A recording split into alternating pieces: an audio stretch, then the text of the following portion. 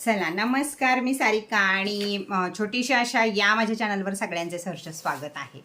तर महाशिवरात्रीसाठी आपण कर्जमुक्त जीवनाकडे वाटचाल कशी करू शकतो यासाठी आजचा आपला व्हिडिओ आहे. तर महाशिवरात्रीला कोणता असा उपाय केला म्हणजे आपल्याला कर्जापासून मुक्ती मिळू शकते. तर सगळ्यात मोठं आहे की कर्ज हे आपल्याला मंगळ ग्रहामुळे होतं आणि मंगळ ग्रह जर आपला कमकुवत असेल कुंडलीमध्ये तर कर्ज फिटत पण नाही लवकर, किंवा कर्ज घ्यायची सवय लागते, EMI घ्यायची, EMI वर वस्तू घ्यायची सवय लागते.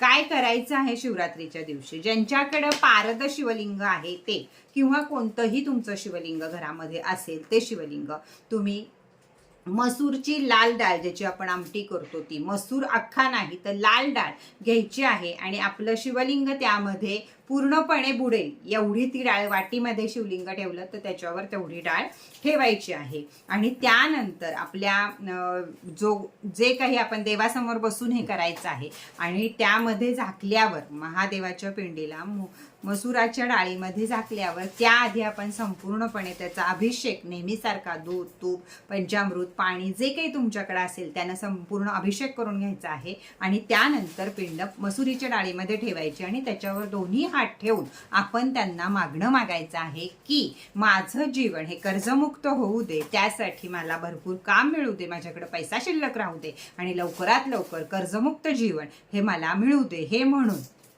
महादेवाला त्याचा नामस्मरण तुम्हाला जोवर ध्यान लागेल तोपर्यंत नामस्मरण करायचं आहे. शेजारी सुवासिक उदबत्ती, धूपबत्ती असं लावायचं आहे, किंवा जे काही तुमच्याकडे असेल ते. त्यामुळे वातावरणामध्ये शुद्धता होईल, तुमचे जे मनातले विचार आहेत ते भगवंतापर्यंत पोहोचायला मदत होईल आणि त्यामुळं या उपायामुळं तुमची कर्जमुक्ती व्हायला मदत होईल. कर्जमुक्तीसाठी त्यांना जे काही तुम्हाला सांगायचं आहे महादेवांना ते तुमच्या शब्दात तुम्ही सांगू शकता.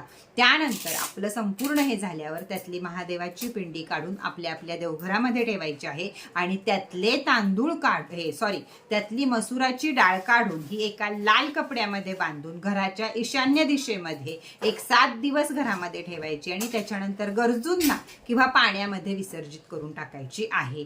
या 6 महिन्यामध्ये तुमच्या घरामध्ये आवक वाढेल, बचत वाढेल आणि कर्जातनं मुक्तीकडं तुम्हाला हा मार्ग सोपा होईल. जर तुम्ही हा उपाय रात्री 12 वाजता, शिवरात्रीच्या रात्री 12 वाजता केला तर आणखीन प्रभावदायी पडेल तुम्हाला, त्याचे प्रभाव आणखीन जाणवतील तुम्हाला. आणि जर नसेल शक्य तर तुम्ही कधीही शिवरात्रीच्या दिवसात प्रदोष काळापासून म्हणजे 6 ते 7 या दरम्यानपासून पुढं तुम्ही हा उपाय कधी करू शकता. स्त्रिया करू शकतात, पुरुष करू शकतात, दोघंही करू शकतात. पिरियडमध्ये नाही करू शकत, सुतकामध्ये